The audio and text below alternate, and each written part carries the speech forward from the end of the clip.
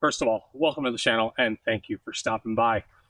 It has been 6 weeks or so since Lemon, my 2020 790 adventure, went in for the scheduled valve check and the check to see if the cams were amongst the apparently more than 0.5%, as KTM claims, of bikes that actually wear down the cams in a very short period of time.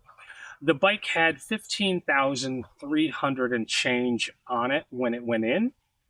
And the reason I did it about 3,000 miles earlier than the valve check was expected was because I was trying to sell this bike.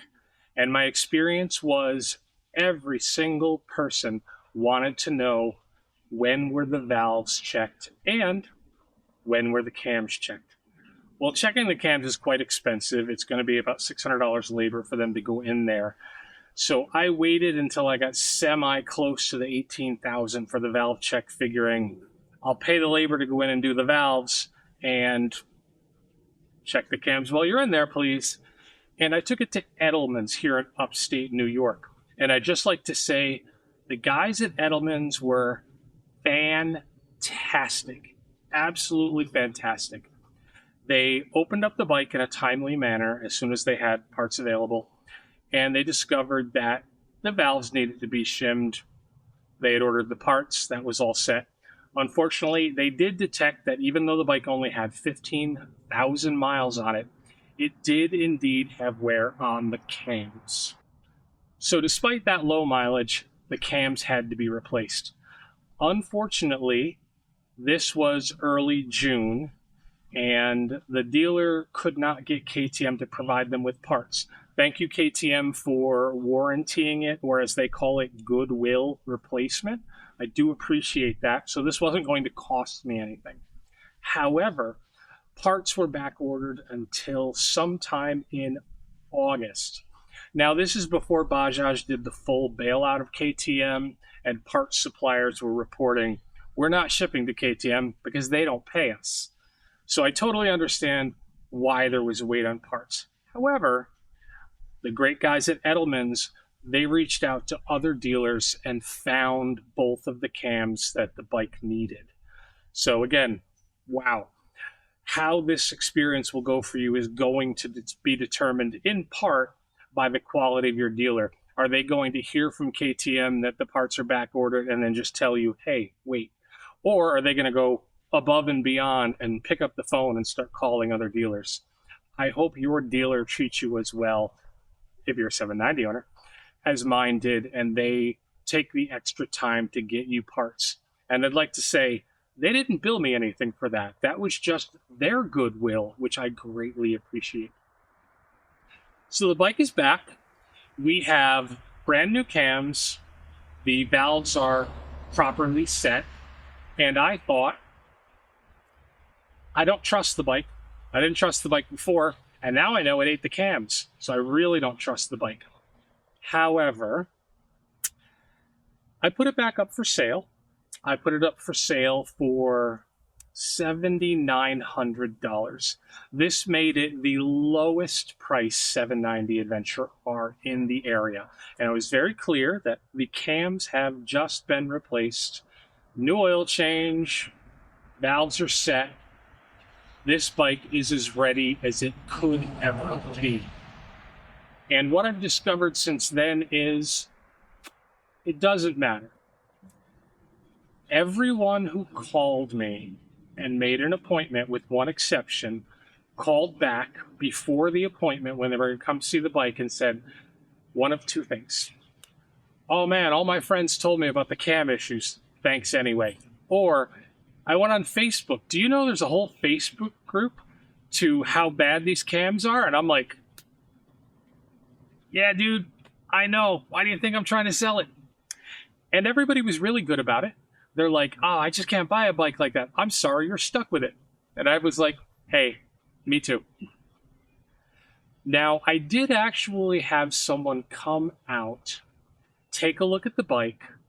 This is on a Saturday, and say, I want the bike. My son-in-law Joe was kind enough to show the person the bike because I was in Tennessee. So I was on the phone with these nice folks. They agreed to buy the bike the next day, and I left Tennessee a few days early, and I drove 11 and a half hours back to sell the bike. And it's 10:30 at night, and I'm checking my Facebook, and what's on there but a message from the gentleman who was going to buy the bike 10 hours earlier saying, I've been reading up on these camshafts, and I don't think I want to buy the bike. And all I could say was, I completely understand. I don't blame anyone for not wanting a 790R, a 790, an 890, an 890R, a Husqvarna 901. These engines are having the camshaft problem from 2019 all the way through 2025 motors. There are people with 890s from 2025 with 3,000 and 4,000 miles on them, and they open it up, check their cams, and they're bad.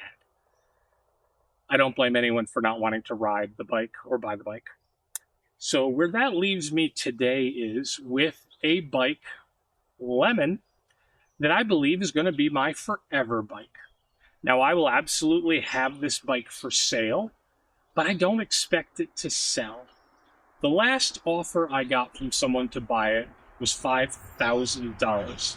And even he wanted to know if I would take it in and get the cams checked earlier. As though, maybe I sound like a jerk here, but as though I were going to spend $600 to $800 to have something checked to sell something for $5,000. But again, I simply can't blame anyone for not wanting to buy one of these bikes. So I think it's now my forever bike. The good news is, this is the most exciting bike that goes off-road that I've ever owned. Heck, the only thing more exciting on the road were my FZ1s and my FZ6. I mean, touring bikes, street bikes versus V-Strom, this is a more exciting road bike than any of those. I've ridden this 18 days straight. Gravity. I've gone from New York to South Dakota, ridden the BDRX, ridden all over the Black Hills, ridden down to Moab, over to Tennessee, and back to New York on this bike. And it was probably the ultimate touring bike because I could ride across the country, ride a BDR, ride down to Moab, ride around in Moab, and then ride back. So it is an awesome bike if this engine was not a complete and total lemon. All right, so I just wanted to bring you up to date. This will be, I hope, my last complaint about this bike for a while. It's been a interesting experience. I've had electrical issues, followed by more electrical issues, followed by the camshaft issues. And man, I really hope this is the end of it. I'm going to ride it. I paid for it. My channel members, my viewers, and the nice folks that have used my Amazon affiliate link have paid for this bike to be decked out. Everything that's on this bike is either brought over from another bike or paid for by you kind folks that have supported the channel. And I would just like to say I greatly appreciate that. Because if I had put another penny into this bike after buying it out of my hard-earned money from going to work and not your courtesy and kindness, I'd probably be beating it with a bat right now. All right. I hope this was of interest to somebody. If you have a 790, I'm so sorry. My recommendation is to sell it if you can. And everyone who has just been following my experience with Lemon, I do truly appreciate it, and take care.